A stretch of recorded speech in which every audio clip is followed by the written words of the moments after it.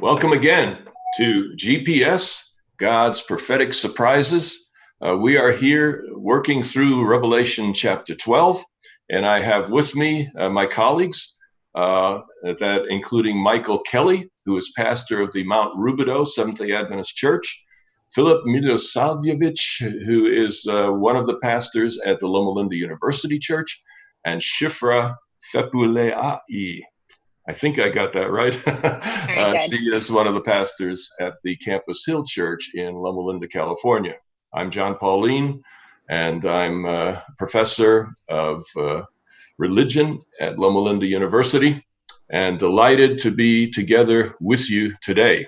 And I have a little bit of a special, because last week I spent in Hawaii with my grandchildren. And we were in quarantine, you know, the COVID-19 stuff, so we couldn't leave the house. But what we could do is do a painting together with my 4.5-year-old granddaughter on the view from the front of the house. And here you have it. There it is. There's the mountains there are pretty impressive on the southeast coast of Oahu. Wow. And that house is pretty lame, I think. But it's what you do when you don't know much about watercolors. And my 4.5-year-old taught me, and we worked together on that, and that was a lot of fun. I've also been talking with Philip about the fact that the university church has been opening up, and I think has had a few adventures in that process. You want to share with that for a year or two? Have. So our young adult ministry just opened 3 weeks ago, and we've been doing it nicely, and people are really excited to gather together again. There's been hope in their eyes, excitement about the future to come. I think one thing that I just had to make a decision about is I can't allow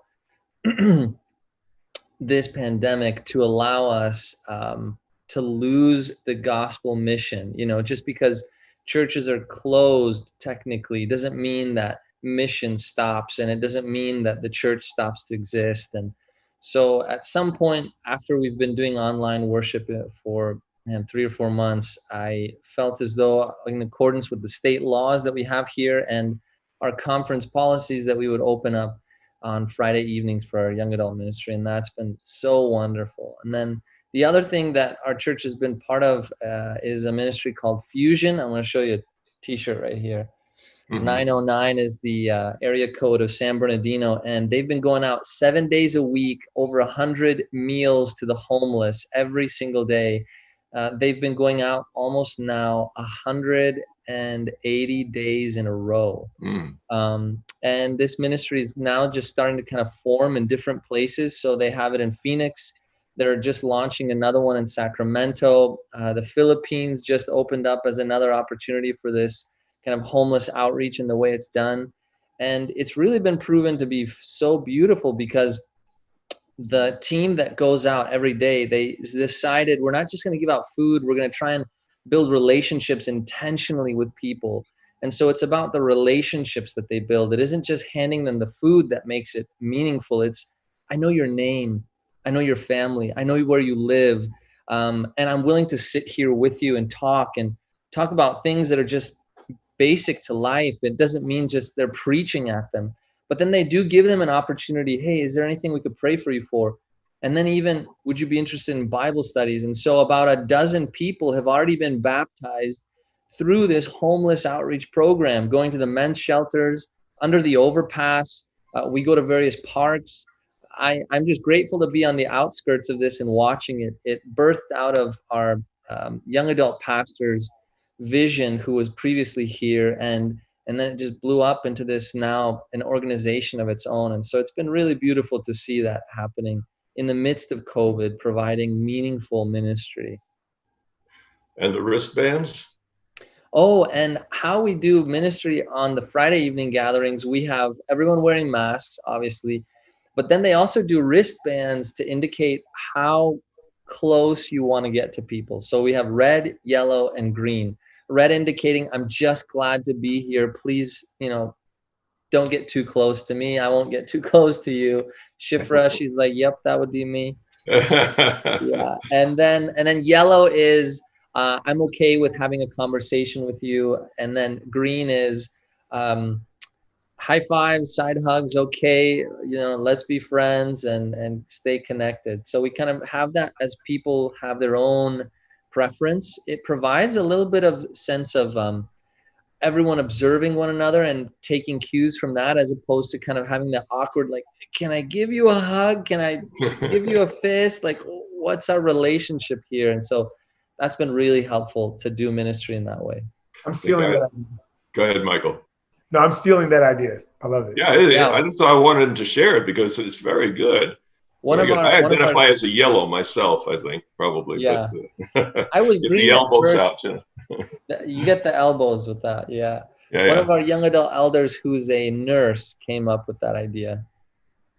That's a fantastic idea. Well, we need to get into the book of Revelation, and because as we go through these things with great ideas and creativity, etc., we always want to keep an eye to the Word of God. And perhaps no book is more relevant today than Revelation. So, Michael, if you're ready, give us verses 13 through 16 of Revelation 12. Yes, so here's what the Word of God says from the New American Standard Version of the Bible. And when the dragon saw that he was thrown down to earth, he persecuted the woman who gave birth to the male child. Both the two wings of the great eagle were given to the woman, so that she could fly into the wilderness to her place, where she was nourished for a time and times and half a time from the presence of the serpent. And the serpent poured water out like a river out of his mouth after the woman, so that he might cause her to be swept away with the flood. But the earth helped the woman, and the earth opened its mouth and drank up the river which the dragon poured out of his mouth. All right. Thank you. There's something I'm noticing in this text, and that is it starts out with a dragon, and then it moves to a serpent in verse 14, and then in verse 15, it's still a serpent. And then in verse 16, it's a dragon. What do you make of this?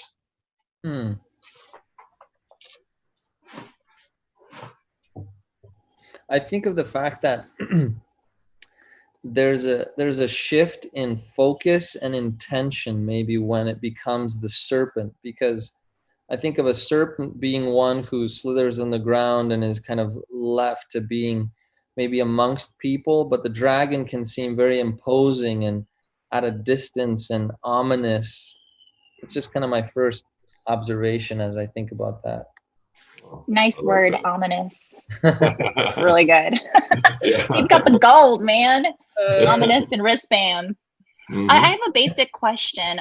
In the Greek, are the words different? Serpent and dragon? Yes. Dragon would be drakon, and the serpent is opsis. So not even close in terms of pronunciation or spelling. Okay. In fact, I'm not sure they have a single letter in common. So that is not the connection. So the author is bouncing back and forth for some kind of purpose. I like Philip's idea that perhaps it's a different mode of attack. Any other ideas? I guess when I think of a serpent, referring back to, the Garden of Eden, a dragon doesn't come in the Garden of Eden, but it's a serpent that's very deceptive, with words. And I think, even tying into Philip, but this dragon seems to have more of an overt opposing power. Like, you don't have to guess. I'm a dragon. I'm right here. A serpent, slithery, in between, more deceptive as opposed to powerful. So maybe the serpent, deceptive with words, dragon, more imposing with power. I like that. You notice in both 14 and 15, well, 15 for sure. In 14, it says the face of the serpent, but in 15, it's the mouth of the serpent. And when you have a serpent connected with a mouth, that definitely runs you back, Michael, to Genesis 3, where the serpent there was not using intimidation or force, but was attempting to be persuasive, to deceive Eve. I think all of this goes back to verse 9. And the author must have had this in mind in making this shift, because otherwise it wouldn't make a lot of sense. But in verse 9, he says, the great dragon was hurled down, that ancient serpent called the devil or Satan, who leads the whole world astray. So I think the serpent and the dragon are two different ways of describing Satan, the adversary, the dark side of the great conflict. I find it interesting that in kind of modern day culture, I remember listening to a debate a pastor named Mark Driscoll had on actually public television with a famed atheist, and the atheist was arguing against even the existence of a devil, and how most in society, you know, if they're leaning towards a very critical way of viewing spirituality, I mean, they don't even think that the devil even exists, let alone that he would have different ways of working, whether it be a serpent or a dragon. People don't even think about how Satan is influencing potentially their personal lives along with events in history and culture.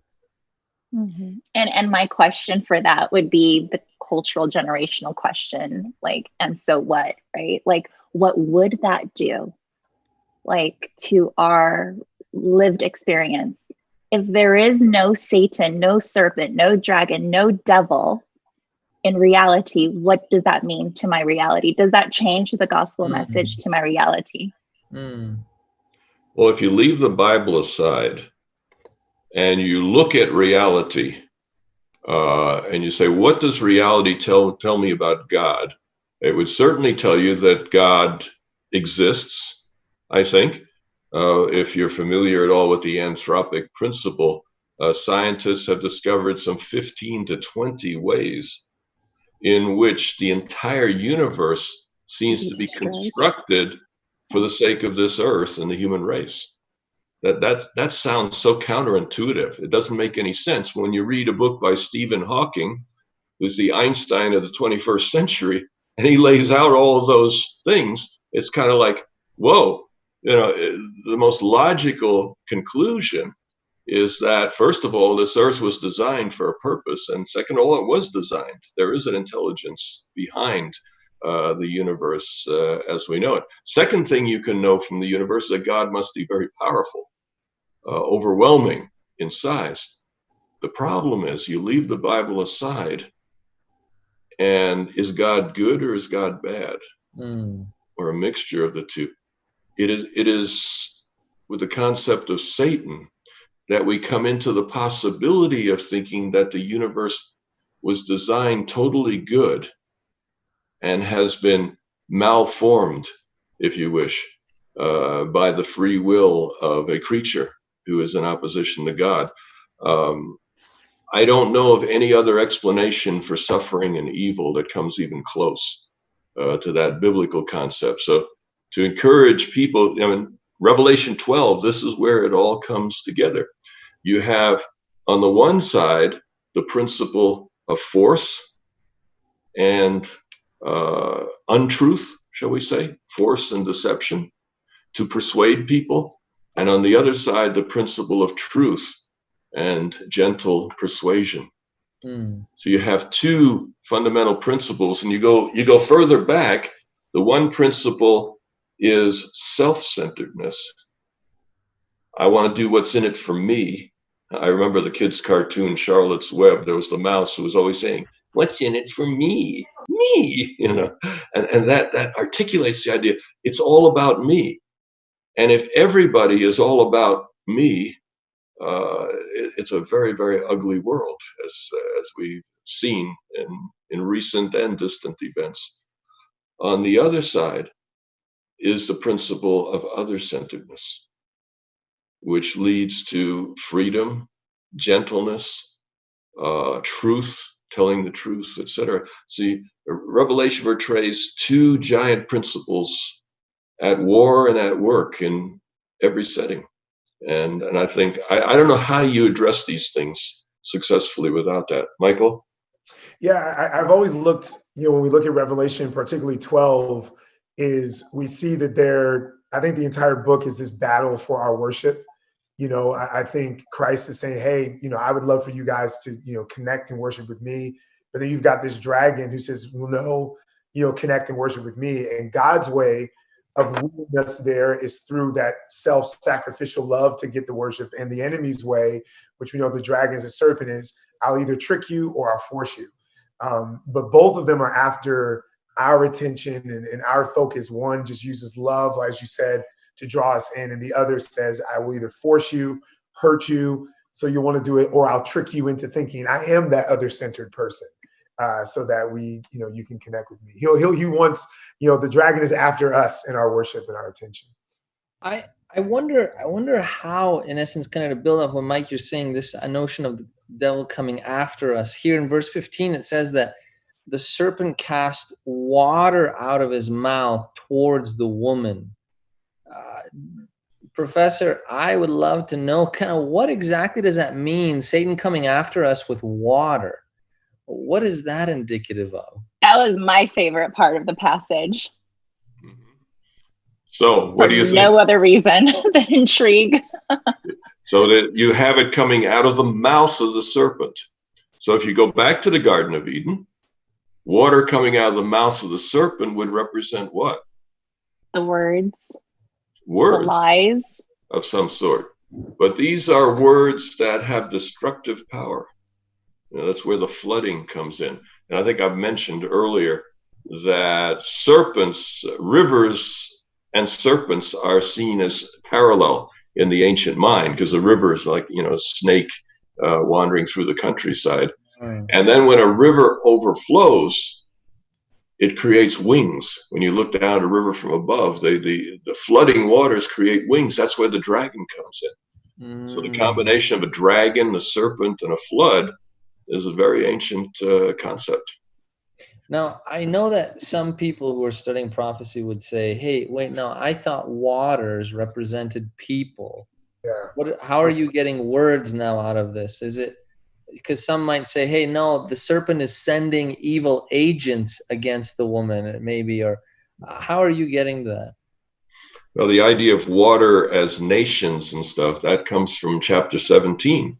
And that's a valid concept. I mean, it's stated there very directly. But it is chapter 17. And the question is that future passage dominating this scene or not? And I'm not saying it isn't. I'm just saying that it's a legitimate question to ask whether chapter 17 and chapter 12 are intimately connected in that way. It is interesting that the woman is where? In the wilderness. When this flood comes up. She's in the wilderness, the desert. Okay. In chapter 17, you have a woman where? In the desert. Okay. And that woman has all the trappings of the high priest. So it's a religious figure, but it's clearly a negative religious figure. It's Babylon. So the question we'll come up with in verse 17 is what happened to the woman? Because the woman isn't in verse 17. Yes, Shifra.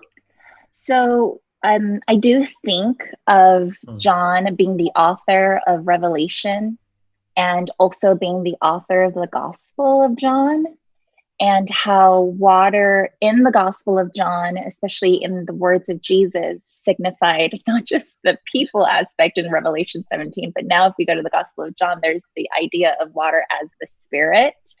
And so if water is coming from a serpent that is the devil, who is the ancient serpent, who is called the devil and Satan, the deceiver of the whole world, then it's like, I took it as like, oh my goodness, is this like false spirit, like a false.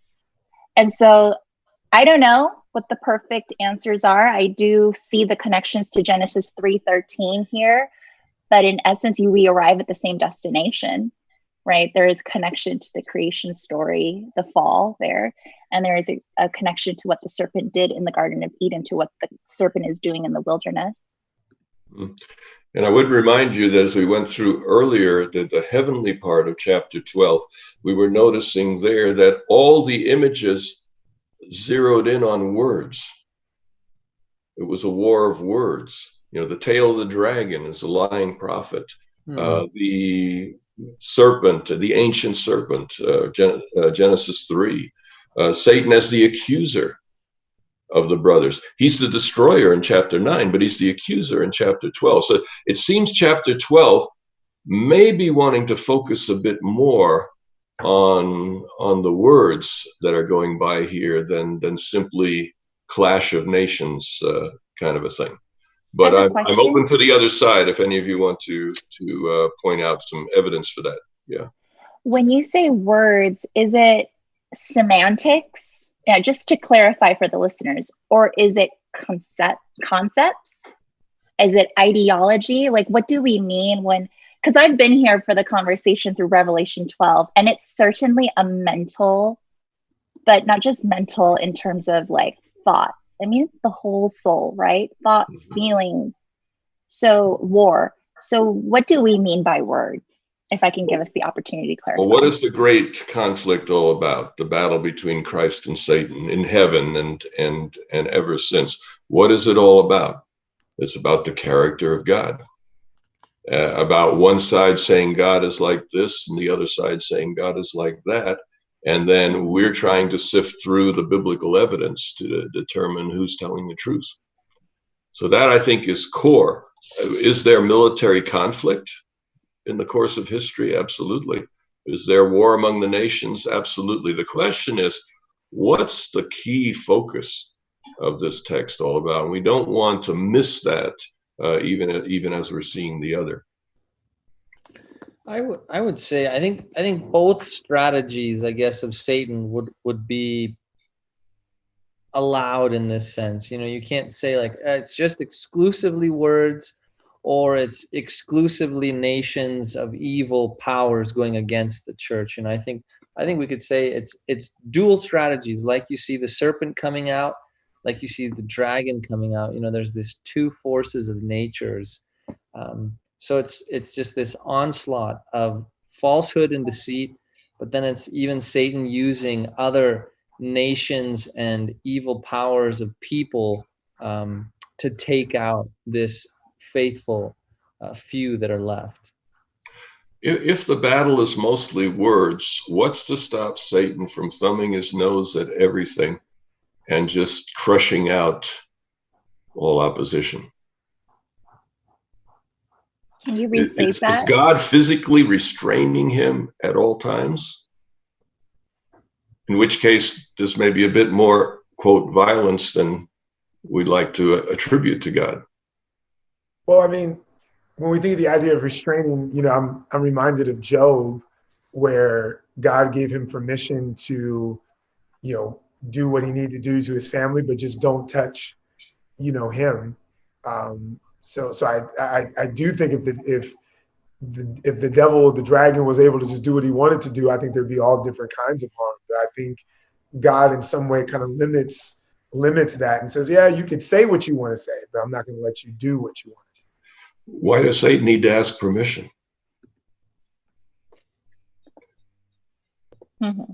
Well, I think he's still limited because he did lose the battle. So he still is, to a certain extent, I would say, under the authority of the Almighty. You know, I think when Christ, does what he does on the cross and declares it is finished, you know, the rulership and the ownership and the power and the majesty of planet Earth has now been restored to its rightful owner. And so God, for the sake of the great controversy being played out, allows the devil to reign within certain parameters now. Mm. I'd like to suggest that Satan is driven by his original mission. The original mission is to be exalted to the throne, to take the place of God. That's only going to happen if he persuades the universe to trust him in that action.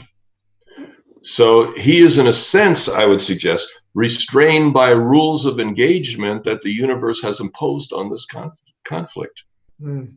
It's going to be a fair playing field. Satan gets to share his idea. God gets to share his idea.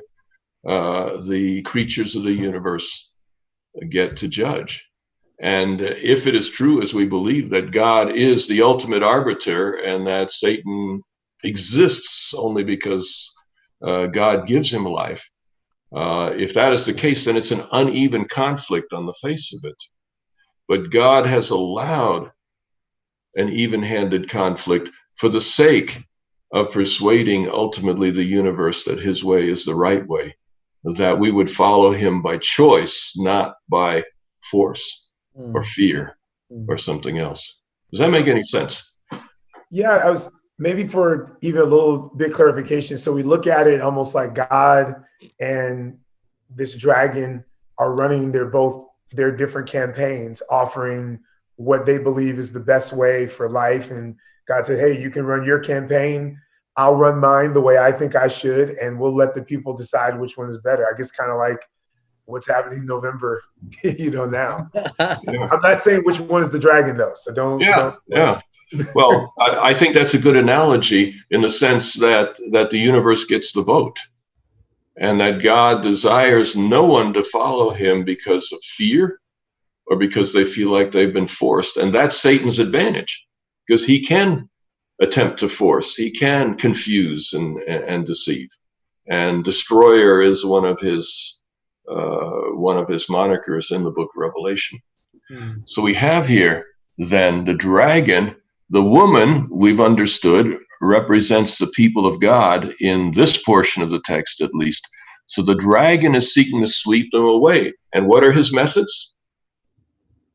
Persuasion, deception, and force. And then force and some form of persecution. So these images kind of fit both ways. They keep that, and we'll see that constantly as we go through chapter 13 as well. That the two sides of Satan are very pronounced there. What do you make of the earth? It says in verse 16, the earth helps the woman. Is the earth good, bad, indifferent?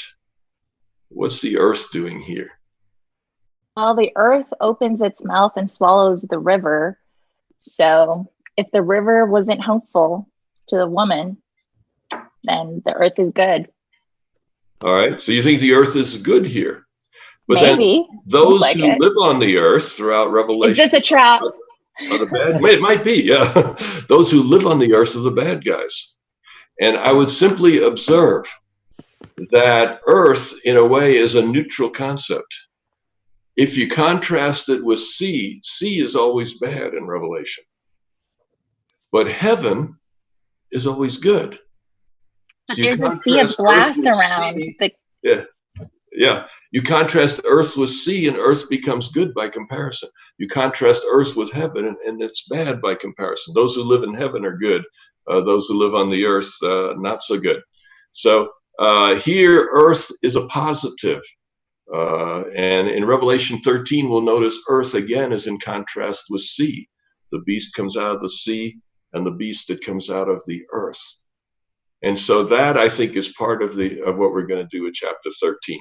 We do need to come to a close here. Our time is just about up. But this has once again been GPS, God's Prophetic Surprises. And I think there's been a few surprises today. We're glad you joined us, and we'll see you again next time.